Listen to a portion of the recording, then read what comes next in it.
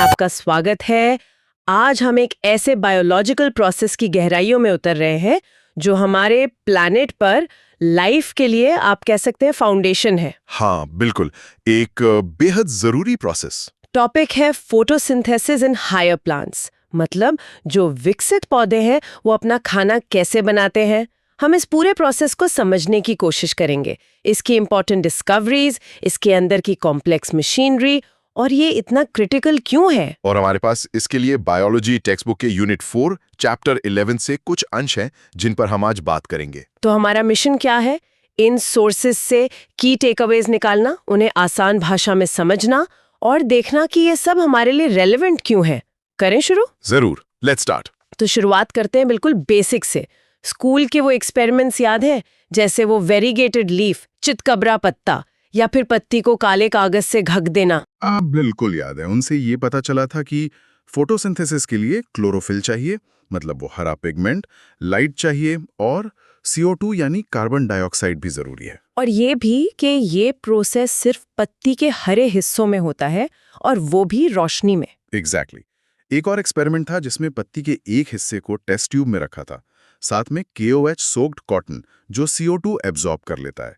उससे प्रूव हुआ कि स्टार्च बनने के लिए CO2 चाहिए ही चाहिए। हाँ, और यहीं से वो टर्म्स आते हैं ऑटोट्रोफ्स, वो पौधे जो अपना खाना खुद बनाते हैं। और हेट्रोट्रोफ्स मतलब बाकी सारे जीव जिनमें हम भी शामिल हैं, जो खाने के लिए पौधों पर या दूसरे जानवरों पर डिपेंड करते हैं। तो इसकी इम्पोर्टेंस क्या है फोटोसिंथेसिस की? देखिए, दो मेन बातें हैं। पहला, अर्थ पर जितना भी फूड है उसका प्राइमरी सोर्स यही प्रोसेस है। डायरेक्टली या इनडायरेक्टली सब कुछ यहीं से शुरू होता है। सही। और दूसरा, और शायद उतना ही इम्पोर्टेंट, हरे पौधे इसी प्रोसेस से एटमॉस्फेयर में ऑक्सीजन छोड़ते हैं, वो ऑक्सीजन जिसके बिना हम सांस नहीं ले सकते। तो ये सिर्फ एक केमिकल रिएक्शन नहीं है, ये एक फिजिको-केमिकल प्रोसेस है। इसमें पौधे लाइट एनर्जी को यूज करके इनऑर्गेनिक चीजों से ऑर्गेनिक कंपाउंड्स बनाते हैं, मतलब शुगर्स, खाना। बेसिकली अर्थ पर सारी लाइफ एनर्जी के लिए सनलाइट पर ही डिपेंडेंट है, थैंक्स टू फोटोसिंथेसिस। पर ये सब बातें, ये डिटेल्स हमें पता कैसे चली? ये तो काफी कॉम्प्लेक्स प्रोसेस लगता है। हाँ, कॉम्प्लेक्स तो है, और इसकी अंडरस्टैंडिंग धीरे धीरे बनी कुछ बहुत ही क्लेवर और सिंपल एक्सपेरिमेंट से, सदियों पहले। जैसे? कहाँ से शुरू करें? Joseph Priestley, 1770s। हाँ, प्रीस्टली के वो फेमस बेल जार एक्सपेरिमेंट्स। हाँ, उन्होंने दिखाया कि एक बंद शीशे के जार में अगर मोमबत्ती जलाएं तो वो बुझ जाती है, अगर चूहा रखें तो वो दम तोड़ देता है। मतलब हवा खराब हो जाती है, उनके शब्दों में। एग्जैक्टली। उन्होंने कहा है कि जलती मोमबत्ती और सांस लेता जानवर हवा को डैमेज करते हैं। लेकिन फिर उन्होंने एक ट्विस्ट डाला। क्या? उसी बंद जार में उन्होंने एक मिंट का पौधा रख दिया, और कमाल ये हुआ कि चूहा भी जिंदा रहा और मोमबत्ती भी जलती रही। वाओ! तो प्रीस्टली ने हाइपोथेसिस दी कि पौधे हवा में उस चीज को रिस्टोर करते हैं जिसे जानवर और मोमबत्ती निकाल देते हैं। इंटरेस्टिंगली, उन्होंने 1774 में ऑक्सीजन की खोज भी की थी, पर उसे इस प्रोसेस से सीधे तौर पे जोड़ा नहीं था उस वक्त। अच्छा, फिर आए जैन इंजन हाउस। हाँ, कुछ साल बाद 1779 में इंजन हाउस ने प्रीस्टली के सेटअप को धूप में और अंधेरे में रख के दिखाया। उन्होंने साबित किया कि हवा को प्योरीफाई करने वाले प्रोसेस के लिए सनलाइट यानी सूरज की रोशनी बेहद जरूरी है। और उन्होंने वो पानी वाले पौधे का एक्सपेरिमेंट भी किया था ना? बिल्कुल। एक एक्वाटिक प्लांट के साथ उन्होंने दिखाया कि तेज धूप में पौधे के हरे हिस्सों के आसपास छोटे छोटे बबल्स बन रहे थे, पर अंधेरे में नहीं। बाद में पता चला कि ये बबल्स ऑक्सीजन के हैं। तो इससे ये क्लियर हुआ कि ऑक्सीजन सिर्फ पौधे के हरे हिस्से ही बनाते हैं, और वो भी रोशनी में। करेक्ट। फिर करीब 70-80 साल बाद 1854 में जूलियस वॉन सैक्स ने और इंपॉर्टेंट डिस्कवरीज की। उन्होंने क्या बताया? सैक्स ने प्रूव किया कि जब पौधे ग्रो करते हैं तो ग्लूकोज बनता है, जो कि आमतौर पर स्टार्च के रूप में स्टोर होता है। उन्होंने ये भी दिखाया कि पौधे का जो हरा सब्सटेंस है, क्लोरोफिल, वो प्लांट सेल्स के अंदर खास बॉडीज में होता है, जिन्हें बाद में क्लोरोप्लास्ट्स कहा गया। हाँ बिल्कुल। तो कनेक्शन बना, क्लोरोप्लास्ट में क्लोरोफिल है, वहीं ग्लूकोज बनता है और स्टार्च के रूप में स्टोर होता है। इसके बाद एंगलमैन का एक्सपेरिमेंट भी बड़ा इंटरेस्टिंग था, है ना? वो प्रिज्म वाला। हाँ, TW एंगलमैन 1880s में बहुत ही एलिगेंट एक्सपेरिमेंट था। उन्होंने प्रिज्म से लाइट को उसके विबग्योर कलर्स में तोड़ा और फिर एक ग्रीन एल्गी क्लैडोफोरा पर डाला। और साथ में वो बैक्टीरिया भी थे। हाँ, उस एल्गे को एरोबिक बैक्टीरिया के सस्पेंशन में रखा था। ये बैक्टीरिया ऑक्सीजन की तरफ अट्रैक्ट होते हैं, तो वो वहां जमा हो जाएंगे जहां ऑक्सीजन बन रही है। तो उन्होंने क्या देखा? एंगलमैन ने ऑब्जर्व किया कि बैक्टीरिया सबसे ज्यादा जमा हुए ब्लू और रेड लाइट वाले रीजन्स में। वाओ! ये फोटोसिंथेसिस का पहला एक्शन स्पेक्ट्रम था। मतलब ये ग्राफ दिखाता है कि किस वेवलेंथ की लाइट में फोटोसिंथेसिस सबसे ज्यादा होता है। और ये एक्शन स्पेक्ट्रम क्लोरोफिल ए और बी के एब्जॉर्प्शन स्पेक्ट्रा से काफी मिलता जुलता था। इससे क्लू मिला कि क्लोरोफिल ही लाइट एब्जॉर्ब कर रहा है। कमाल है। और फिर कॉर्नेलियस वैन नील, उनका क्या कंट्रीब्यूशन था? वैन नील एक माइक्रोबायोलॉजिस्ट, उन्होंने पर्पल और ग्रीन सल्फर बैक्टीरिया पर काम करके एक बहुत बड़ा कॉन्सेप्ट दिया। उन्होंने दिखाया कि फोटोसिंथेसिस एसेंशियली एक लाइट डिपेंडेंट रिएक्शन है, जिसमें एक सूटेबल ऑक्सीडाइजेबल कंपाउंड से हाइड्रोजन लेकर CO2 को कार्बोहाइड्रेट्स में रिड्यूस किया जाता है। ओके। इसका मतलब ग्रीन प्लांट्स में हाइड्रोजन डोनर होता है पानी, H2O। जब H2O से हाइड्रोजन निकलता है तो बाई प्रोडक्ट बनता है ऑक्सीजन, O2। ठीक है। लेकिन जिन बैक्टीरिया पर वो काम कर रहे थे उनमें हाइड्रोजन डोनर था H2S, हाइड्रोजन सल्फाइड। और जब H2S से हाइड्रोजन निकलता है तो बाई प्रोडक्ट बनता है सल्फर, ऑक्सीजन नहीं। ओह, तो इससे क्या कंक्लूजन निकला? इससे वैन नील ने इन्फर किया कि ग्रीन प्लांट्स में जो ऑक्सीजन निकलती है वो CO2 से नहीं आती बल्कि H2O से आती है। ये एक लैंडमार्क डिस्कवरी थी। हाँ, इसने तो पूरी इक्वेशन ही बदल दी होगी। बिल्कुल। पहले एक सिंपल एम्पेरिकल इक्वेशन थी, CO2 plus H2O light, CH2O carbohydrate plus O2। लेकिन वैन नील के काम के बाद और बाद में रेडियो आइसोटॉपिक टेक्निक से प्रूफ मिलने के बाद करेक्ट ओवरऑल इक्वेशन बनी, 6CO2 plus 12H2O light, C6H12O6 glucose plus 6H2O plus 6O2। अच्छा, यहाँ 12 पानी के मॉलिक्यूल्स रिएक्टेंट साइड पे हैं। हाँ, और 6 प्रोडक्ट साइड पर भी। ये 12 रिएक्टेंट H2O दिखाते हैं कि जो 6 O2 मॉलिक्यूल्स निकल रहे हैं वो इन्हीं पानी के मॉलिक्यूल से आ रहे हैं। और ये ध्यान रखना जरूरी है कि ये सिंगल रिएक्शन नहीं है, ये एक मल्टी स्टेप प्रोसेस है। Got it. तो अब हमें ये पता है कि क्या चाहिए और क्या बनता है, पर ये सब होता कहाँ है पौधे में? पत्ती में है ना? हाँ, मेनली हरी पत्तियों में। पत्तियों के अंदर होते हैं मीजोफिल सेल्स और उनमें होते हैं ढेर सारे क्लोरोप्लास्ट्स।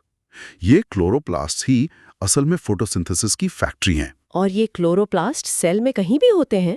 यूजुअली वो सेल की दीवारों के पास अलाइन हो जाते हैं ताकि उन्हें ज्यादा से ज्यादा लाइट मिल सके। अगर क्लोरोप्लास्ट का स्ट्रक्चर याद करें तो उसमें एक मेम्ब्रेनस सिस्टम होता है, थाइलोकॉइड्स, जो स्टैक होकर ग्रैना बनाते हैं, उन्हें जोड़ने वाले स्ट्रोमा लैमेले, और एक फ्लूइड मैट्रिक्स जिसे स्ट्रोमा कहते हैं। और इसमें काम बटा हुआ है, डिवीजन ऑफ लेबर। हाँ, बिल्कुल क्लियर डिवीजन ऑफ लेबर है। जो मेम्ब्रेन सिस्टम है, मतलब ग्रैना और स्ट्रोमा लैमेले, वहाँ लाइट एनर्जी ट्रैप होती है। यहीं पर ATP और NADPH जैसे हाई एनर्जी मॉलिक्यूल्स बनते हैं।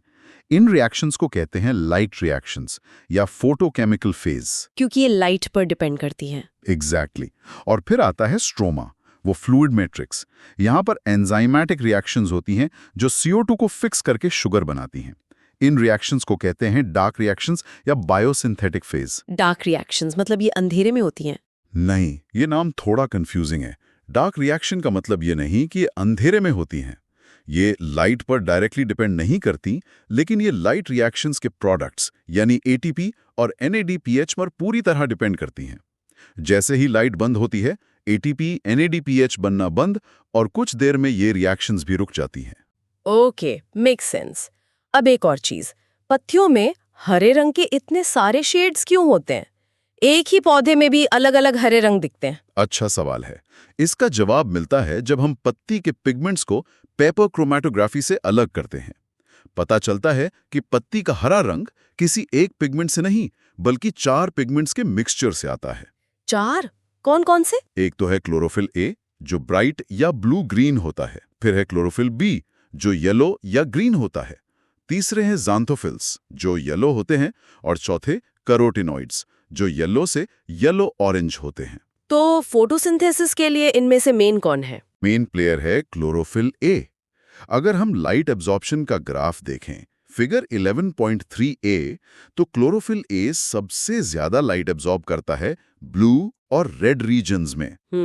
और अगर हम फोटोसिंथेसिस का एक्शन स्पेक्ट्रम देखें, फिगर 11.3b, मतलब किस लाइट में फोटोसिंथेसिस सबसे ज्यादा होता है, तो वो भी ब्लू और रेड रीजन्स में ही पीक करता है। तो इसका मतलब chlorophyll A he main pigment है। एग्जैक्टली।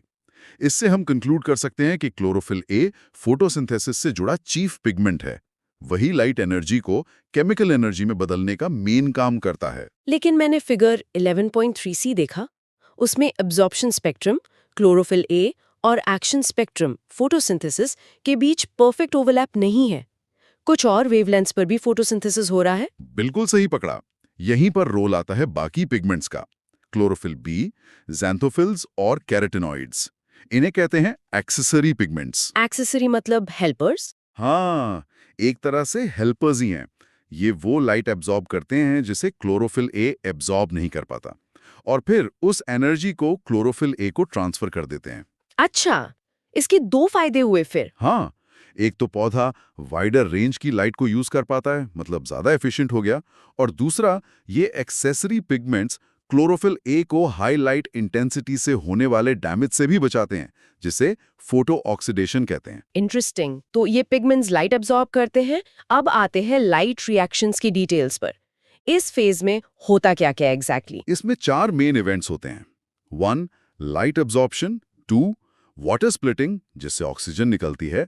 3. ऑक्सीजन का रिलीज। और 4. High energy chemical intermediates ATP और NADPH का बनना। और ये सब होता कैसे है? पिगमेंट्स कैसे अरेंज्ड होते हैं? पिगमेंट्स अकेले काम नहीं करते, वो प्रोटीन्स के साथ मिलकर कॉम्प्लेक्स बनाते हैं, जिन्हें लाइट हार्वेस्टिंग कॉम्प्लेक्सेस यानी LHCs कहते हैं। ये LHCs 2 मेन यूनिट्स का हिस्सा हैं, फोटोसिस्टम I और फोटोसिस्टम 2। इनका नाम I और 2 क्यों है? क्या PSI पहले काम करता है? नहीं, ये नाम उनकी डिस्कवरी के सीक्वेंस पर है। एक्चुअली नॉन साइक्लिक फ्लो में PS2 पहले काम करता है। अच्छा, तो हर फोटो सिस्टम में क्या होता है? हर फोटोसिस्टम में सैकड़ों पिगमेंट मॉलिक्यूल्स होते हैं। क्लोरोफिल ए, बी, कैरोटिनॉइड्स, ये सब मिलकर एक एंटेना की तरह काम करते हैं। ये अलग अलग वेवलेंथ की लाइट अब्जॉर्ब करके एनर्जी को फनल करते हैं एक खास क्लोरोफिल ए मॉलिक्यूल तक, जिसे रिएक्शन सेंटर कहते हैं। और दोनों फोटो सिस्टम के रिएक्शन सेंटर अलग है? हाँ, PSI का reaction centre chlorophyll A 700 nm की लाइट बेस्ट अब्जॉर्ब करता है, तो उसे P700 कहते हैं। PS2 का रिएक्शन सेंटर 680 nm पर बेस्ट अब्जॉर्ब करता है, तो उसे P680 कहते हैं। ओके, P680 और P700। अब एनर्जी कैसे बनती है? Electron transport. एग्जैक्टली। अब आता है इलेक्ट्रॉन ट्रांसपोर्ट। जब PS2 का P680 680 nm की लाइट एब्जॉर्ब करता है, तो उसका इलेक्ट्रॉन एक्साइट होकर हाई एनर्जी लेवल पे चला जाता है। मतलब जंप कर जाता है। हाँ, समझ लीजिए जंप कर जाता है। इस हाई एनर्जी इलेक्ट्रॉन को एक प्राइमरी इलेक्ट्रॉन एक्सेप्टर पकड़ लेता है। फिर ये इलेक्ट्रॉन एक इलेक्ट्रॉन ट्रांसपोर्ट सिस्टम यानी ETS के थ्रू ट्रैवल करता है, जिसमें साइटोक्रोम्स जैसे मॉलिक्यूल्स होते हैं। ये ट्रैवल डाउनहिल होता है, मतलब इलेक्ट्रॉन एनर्जी लूज करता है। और ये इलेक्ट्रॉन जाता कहाँ है आखिर में? ये इलेक्ट्रॉन PS1 के रिएक्शन सेंटर P700 तक पहुंचता है। ओके। और PS1 का क्या होता है? साइमल्टेनियसली PS1 का P700 nm की लाइट एब्जॉर्ब करके एक्साइट होता है। उसका इलेक्ट्रॉन भी जंप करता है, उसे एक और एक्सेप्टर पकड़ता है, और फिर वो इलेक्ट्रॉन भी डाउनहिल ट्रैवल करता है एक दूसरे पाथवे से। और इस बार वो कहाँ पहुंचता है? इस बार वो पहुंचता है NADP+ के पास। इलेक्ट्रॉन के जुड़ने से NADP+ रिड्यूस होकर NADPH बन जाता है। ये हमारा एक इम्पॉर्टेंट एनर्जी रिच प्रोडक्ट है। तो ये पूरा रास्ता PS2 से इलेक्ट्रॉन निकला, ETS से गुजरा, PS1 में गया, फिर एक्साइट हुआ, फिर दूसरे एक्सेप्टर से होता हुआ NADPH बना दिया। हाँ। ये तो काफी जिगजैग लग रहा है। हाँ, बिल्कुल। जब हम इन सभी कैरियर्स को उनके रिडॉक्स पोटेंशियल के हिसाब से प्लॉट करते हैं, तो इसका शेप एक Z जैसा दिखता है। इसीलिए इसे Z स्कीम कहते हैं। ये लाइट एनर्जी को NADPH की केमिकल एनर्जी में कन्वर्ट करने का तरीका है। एक मिनट, अगर PS2 से इलेक्ट्रॉन निकलकर PS1 में चला गया, तो PS2 के पास इलेक्ट्रॉन कहाँ से आएगा? वो तो खत्म हो जाएगा। Excellent question. यहीं पे रोल आता है पानी का, H2O का। PS2 के साथ जुड़ा होता है वाटर स्प्लिटिंग कॉम्प्लेक्स। ये कॉम्प्लेक्स पानी को तोड़ता है। पानी को? कैसे? इक्वेशन है 2H2O2 4H+ + O2 + 4E-। मतलब पानी टूटने से बनते हैं protons H+, oxygen gas O2 और इलेक्ट्रॉन्स E-। अच्छा, तो ये इलेक्ट्रॉन्स PS2 को मिल जाते हैं। एग्जैक्टली ये इलेक्ट्रॉन्स P680 के होल को भर देते हैं और जो ऑक्सीजन बनती है वो बाय प्रोडक्ट की तरह रिलीज हो जाती है। और ये वाटर स्प्लिटिंग होता है थाइलाकॉइड मेम्ब्रेन के अंदर की तरफ, ल्यूमेन में। तो H+ और O2 ल्यूमेन में बनते हैं। कमाल है। तो Z स्कीम से NADPH बन गया, ATP कहाँ बना? आपने फोटोफॉस्फोरिलेशन कहा था। हाँ, फॉस्फोरिलेशन मतलब ATP synthesis, ADP plus Pi to ATP। और फोटोफॉस्फोरिलेशन मतलब लाइट की प्रेजेंस में ATP सिंथेसिस। जब Z स्कीम चलती है, मतलब PS2 और PS1 दोनों काम करते हैं, तो उसे कहते हैं नॉन साइक्लिक फोटोफॉस्फोरिलेशन। इसमें ATP और NADPH दोनों बनते हैं। नॉन साइक्लिक, तो साइक्लिक भी होता है? हाँ, कभी-कभी शायद स्ट्रोमल MLA में, जहां PS2 कम होता है, सिर्फ PS1 काम करता है। तब इलेक्ट्रॉन PS1 से निकलकर ETS से होता हुआ वापस PS1 में ही आ जाता है। वो NADP+ तक नहीं जाता। अच्छा, घूमकर वापस। हाँ, इसे साइक्लिक फोटोफॉस्फोराइलेशन कहते हैं। इसमें सिर्फ ATP बनता है, NADPH नहीं। ये तब भी हो सकता है जब सिर्फ 680 nm से ज्यादा वेवलेंथ की लाइट अवेलेबल हो, जिसे सिर्फ PSY यूज कर सकता है। तो शायद ये एक्स्ट्रा ATP बनाने का तरीका है।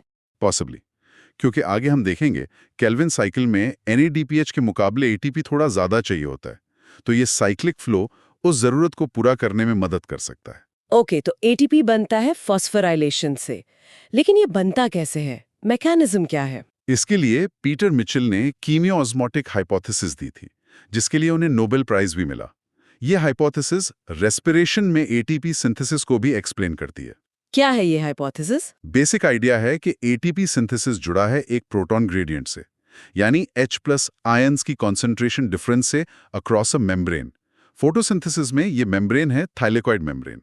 प्रोटॉन ग्रेडियंट कैसे बनता है? लाइट रिएक्शंस के दौरान प्रोटॉन्स H+ थाइलाकॉइड के अंदर वाले स्पेस यानी ल्यूमन में एक्यूमुलेट हो जाते हैं। कैसे?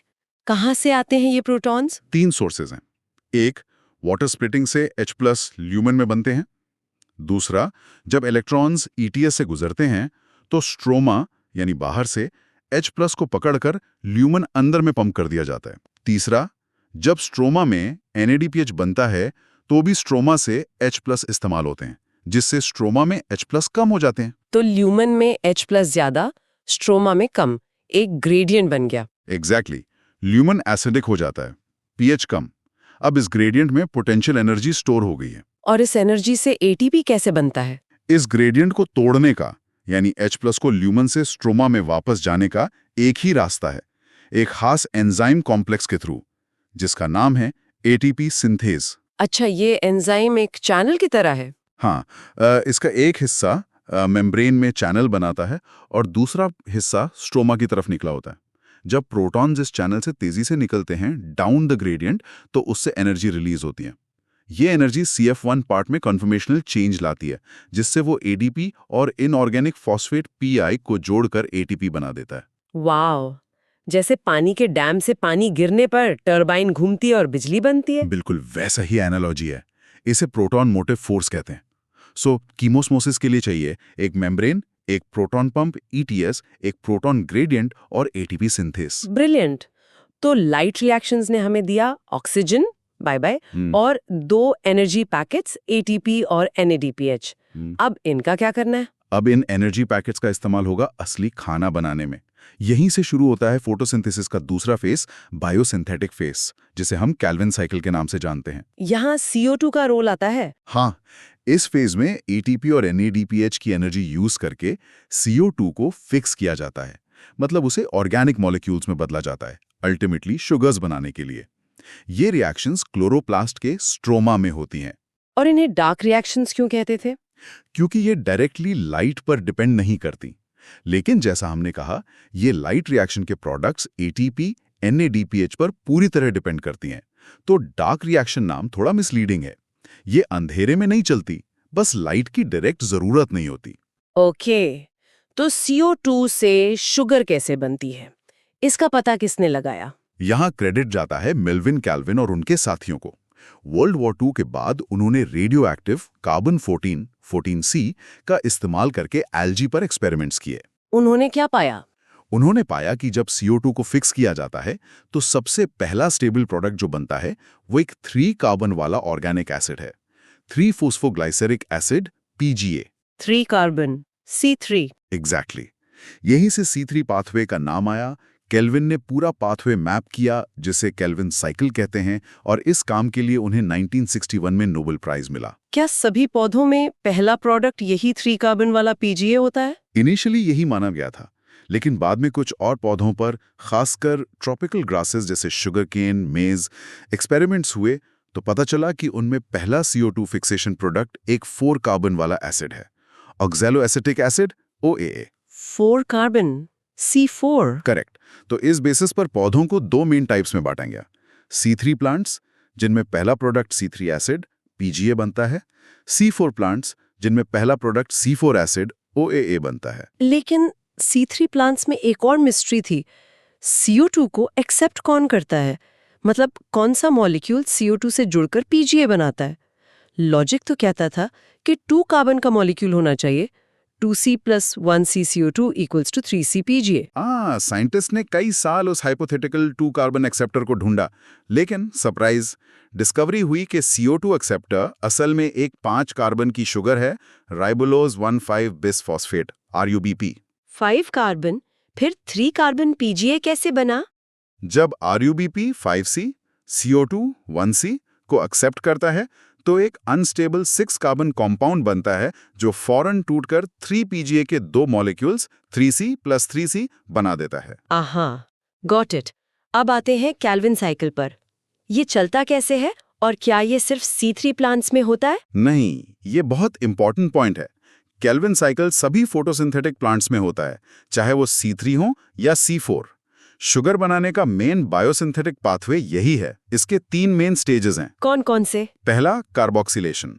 ये सबसे क्रूशियल स्टेप है। इसमें CO2 मॉलिक्यूल RUBP 5C के साथ जुड़ता है। इस रिएक्शन को कैटालाइज करता है एक बहुत ही अबंडेंट और important enzyme, Rubisco, राइबोलोज bisphosphate carboxylase oxygenase. Carboxylase oxygenase, मतलब ये ऑक्सीजन के साथ भी रिएक्ट करता है? हाँ, उस पर हम बाद में आएंगे, फोटो रेस्पिरेशन में। फिलहाल कार्बोक्सिलेशन में RUBP + CO2 से बनते हैं 2 मॉलिक्यूल्स ऑफ 3 PGA 3C। ठीक है, दूसरा स्टेज? दूसरा है रिडक्शन। इसमें 3 PGA को रिड्यूस करके शुगर्स लाइक ट्रायोस फॉस्फेट, जो आगे ग्लूकोज बना सकते हैं, में बदला जाता है। यहीं पर लाइट रिएक्शन से बने ATP और NADPH इस्तेमाल होते हैं। एनर्जी खर्च होती है। ओके, और तीसरा? तीसरा है रीजनरेशन। साइकिल को कंटिन्यूअसली चलाने के लिए CO2 एक्सेप्टर यानी RUBP को वापस बनाना जरूरी है। इस रीजनरेशन स्टेप में भी ATP खर्च होता है। तो ये साइकिल घूमता रहता है। एक ग्लूकोज मॉलिक्यूल बनाने के लिए क्या लगता है? ग्लूकोज तो 6 कार्बन का होता है। हाँ, एक ग्लूकोज बनाने के लिए साइकिल को 6 बार घूमना पड़ता है, मतलब 6 CO2 मॉलिक्यूल्स को फिक्स करना पड़ता है। और एनर्जी कितनी लगती है? हिसाब लगाते हैं। हर CO2 के लिए 3 ATP, 2 रिडक्शन में, 1 रीजनरेशन में, और 2 NADPH रिडक्शन में लगते हैं। तो 6 CO2 के लिए लगेंगे 6 3 18 ATP और 6x2 = 12 NADPH। 18 ATP और 12 NADPH, काफी एनर्जी लगती है। हाँ, फोटोसिंथेसिस एनर्जी इंटेंसिव प्रोसेस है। Input 6 CO2 18 ATP 12 NADP+, output 1 glucose 18 ADP 12 NADP+। अब C4 प्लांट्स पर वापस आते हैं। अगर उनमें भी केल्विन साइकिल ही शुगर बनाता है तो वो अलग कैसे हैं? वो पहला प्रोडक्ट OAA C4 एसिड क्यों बनाते हैं? C4 प्लांट्स, जो अक्सर गर्म ट्रॉपिकल रीजन्स में मिलते हैं जैसे मक्का, गन्ना, ज्वार, उनमें कुछ खास एडेप्टेशंस होती हैं C3 प्लांट्स के मुकाबले। क्या खास है उनमें? पहली बात, उनकी पत्ती की एनाटॉमी अलग होती है, जिसे क्रैन्स एनाटॉमी कहते हैं। दूसरी, वो हाई टेम्परेचर्स को बेहतर टॉलरेट कर सकते हैं। तीसरी, वो हाईलाइट इंटेंसिटीज पर भी अच्छा परफॉर्म करते हैं। चौथी, उनमें फोटो रेस्पिरेशन नाम का प्रोसेस नहीं होता जो C3 में होता है। और पांचवी, इन सब वजहों से उनकी प्रोडक्टिविटी और यील्ड अक्सर C3 से ज्यादा होती है। ये क्रैन्स एनाटॉमी क्या चीज है? क्रैन्स जर्मन शब्द है जिसका मतलब है व्रीत या माला। C4 प्लांट्स में जो वैस्कुलर बंडल्स होते हैं, वेन्स, उनके चारों तरफ बड़े बड़े सेल्स की कई लेयर्स होती हैं जिन्हें बंडल शीप सेल्स कहते हैं। ये एक माला की तरह दिखते हैं। इन सेल्स की दीवारें मोटी होती हैं, गैस एक्सचेंज रोकती हैं।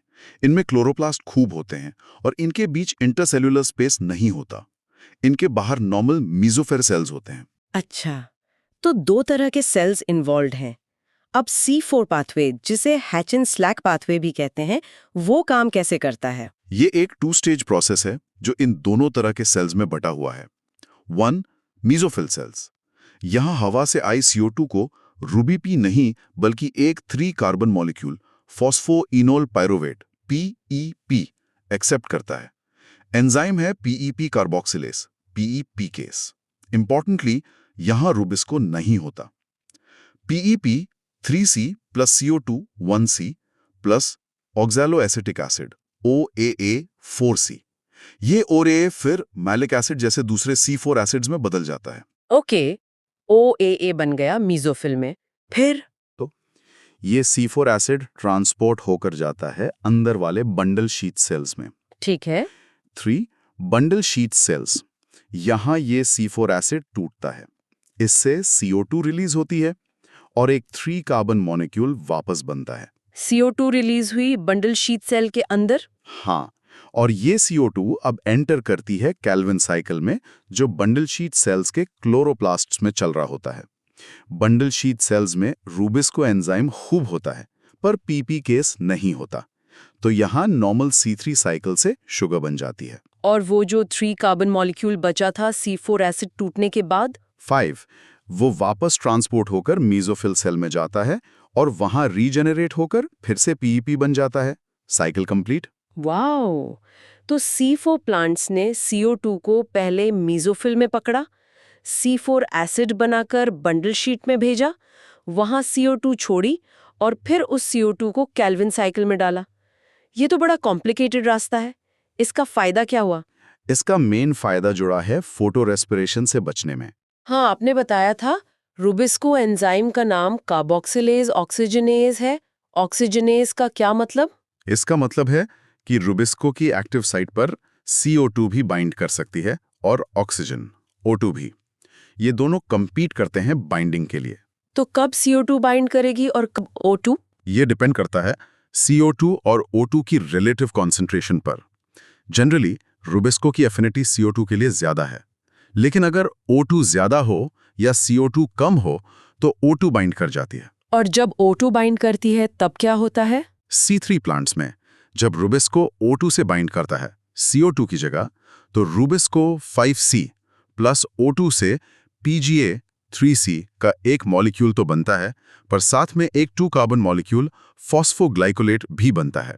इस पूरे पाथवे को फोटो रेस्पिरेशन कहते हैं। और ये बुरा क्यों है? क्योंकि इसमें ना तो शुगर बनती है, ना ATP, ना NADPH, बल्कि इसमें ATP खर्च होती है और CO2 रिलीज होती है। ये फोटोसिंथेसिस का उल्टा जैसा लगता है, एक वेस्टफुल प्रोसेस है। इसका बायोलॉजिकल फंक्शन क्या है, ये अभी तक पूरी तरह क्लियर नहीं है। तो C3 प्लांट्स में ये होता है, C4 में क्यों नहीं होता? C4 प्लांट्स में फोटो रेस्पिरेशन नेग्लिजिबल है या होता ही नहीं है। क्यों? क्योंकि उनका जो C4 मैकेनिज्म है, हैच-लैक पाथवे, वो बंडल शीट सेल्स के अंदर CO2 की कॉन्सेंट्रेशन को आर्टिफिशियली बहुत ज्यादा बढ़ा देता है। कैसे? वो जो C4 एसिड टूटकर CO2 रिलीज करता है बंडल शीट सेल में, उससे वहां CO2 इतनी कॉन्सेंट्रेट हो जाती है कि रूबिस्को के लिए O2 से बाइंड करने का चांस ही बहुत कम हो जाता है। वो मेनली कार्बोक्सिलेज की तरह ही काम करता है। ब्रिलियंट। तो C4 पाथवे CO2 को कॉन्सेंट्रेट करने का तरीका है रूबिस्को के पास, ताकि फोटो रेस्पिरेशन ना हो। एग्जैक्टली। इसी वजह से C4 प्लांट्स ज्यादा एफिशिएंट होते हैं हाई लाइट और हाई टेम्परेचर में भी, जहां C3 प्लांट्स में फोटो रेस्पिरेशन और बढ़ जाता है। अब समझ आया कि C4 प्लांट्स की प्रोडक्टिविटी क्यों ज्यादा होती है। टेबल 11.1 में ये सारे डिफरेंसेस होंगे C3 और C4 के बीच। हाँ, उसमें cell type, primary acceptor, enzyme, photo respiration, temperature optimum, examples सब कंपेयर किया गया है। ओके, अब हम आखिरी सेक्शन पर आते हैं। फोटोसिंथेसिस की रेट को कौन से फैक्टर्स इफेक्ट करते हैं? ये क्रॉप्स की यील्ड के लिए इंपॉर्टेंट है। बिल्कुल।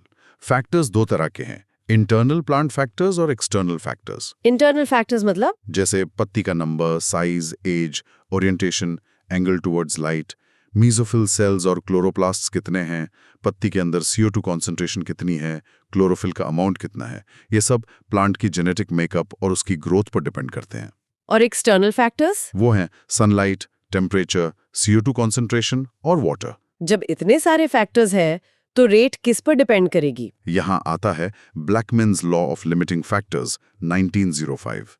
सिंपल भाषा में ये कहता है कि प्रोसेस की रेट उस फैक्टर से डिसाइड होगी जो सबसे कम मात्रा में अवेलेबल है, यानी जो लिमिटिंग है। मतलब अगर एक चीज की कमी है तो बाकी चीजें चाहे जितनी मर्जी हो, रेट उसी कम वाली चीज से लिमिट होगी। एग्जैक्टली। जब तक आप उस लिमिटिंग फैक्टर को नहीं बढ़ाएंगे, रेट नहीं बढ़ेगी। जैसे ही आप उसे बढ़ाएंगे, रेट बढ़ेगी, पर तब तक जब तक कोई और फैक्टर लिमिटिंग ना बन जाए। ठीक है, तो एक्सटर्नल फैक्टर्स को एक एक करके देखते हैं। लाइट की क्वालिटी, कलर, इंटेंसिटी, ब्राइटनेस और ड्यूरेशन, एक्सपोजर टाइम, तीनों मैटर करते हैं। लो लाइट इंटेंसिटी में जैसे जैसे लाइट बढ़ती है, रेट बढ़ती है। लेकिन एक पॉइंट आता है लाइट सैचुरेशन, जिसके बाद लाइट बढ़ाने पर रेट और नहीं बढ़ती, क्योंकि तब शायद CO2 या कोई और फैक्टर लिमिटिंग हो जाता है। ये सैचुरेशन पॉइंट कब आता है? इंटरेस्टिंगली, ज्यादातर पौधों के लिए ये फुल सनलाइट के सिर्फ 10% पर ही आ जाता है।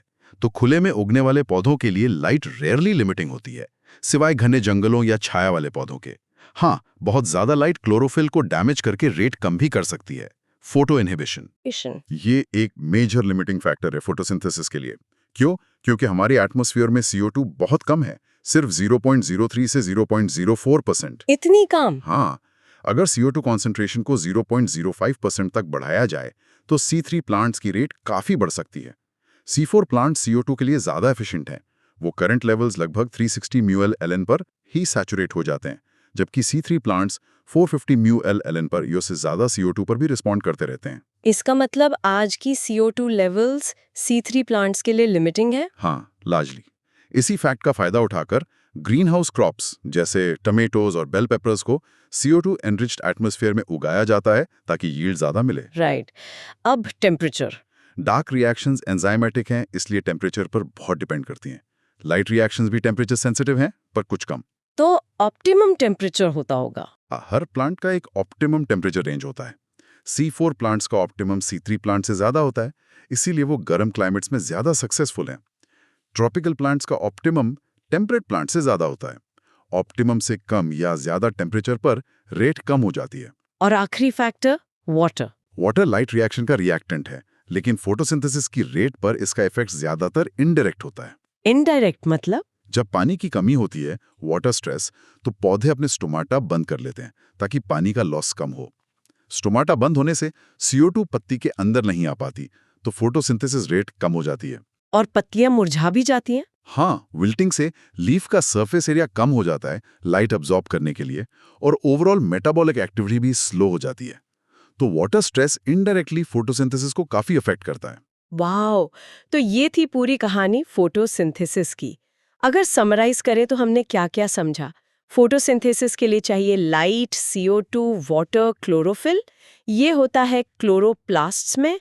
2 मेन स्टेजेस हैं, लाइट रिएक्शंस, जिसमें लाइट एनर्जी से ATP, NADPH बनते हैं Z स्कीम और कीमियो ऑस्मोसिस से O2 निकलती है, और बायोसिंथेटिक फेज, कैल्विन साइकिल, जिसमें ATP, NADPH यूज करके CO2 से शुगर बनती है रूबिस्को की मदद से। बिल्कुल। हमने PS1, PS2 का रोल देखा, पिगमेंट्स देखे, C3 और C4 पाथवेज का डिफरेंस समझा।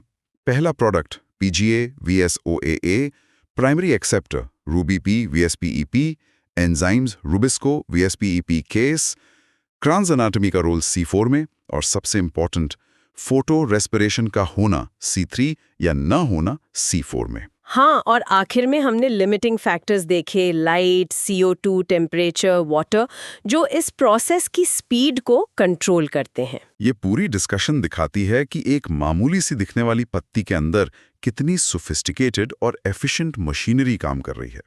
C4 पाथवे जैसे एडेप्टेशंस दिखाते हैं कि लाइफ कैसे अलग-अलग चैलेंजेस के हिसाब से इवॉल्व होती है। और अंत में ये याद रखना जरूरी है कि यही प्रोसेस हमारे प्लैनेट पर फूड और ऑक्सीजन का सोर्स है। Life as we know it depends on it. बिल्कुल। और इसी नोट पर एक सवाल हम अपने लिसनर्स के लिए छोड़ जाते हैं। हमने बात की कि current atmospheric CO2 levels C3 plants के लिए लिमिटिंग है। अब जैसे जैसे क्लाइमेट चेंज की वजह से CO2 लेवल्स बदल रहे हैं या बदल सकते हैं, तो इसका C3 और C4 प्लांट्स के डिस्ट्रीब्यूशन पर, हमारी एग्रीकल्चर पर और ओवरऑल इकोसिस्टम्स पर लॉन्ग टर्म में क्या असर पड़ सकता है, इस पर सोचिएगा जरूर। Definitely something to think about. इसी के साथ आज की ये गहरी चर्चा यहीं समाप्त करते हैं। उम्मीद है फोटोसिंथेसिस के इस सफर में आपको मजा आया होगा और कुछ नया सीखने को मिला होगा। शुक्रिया।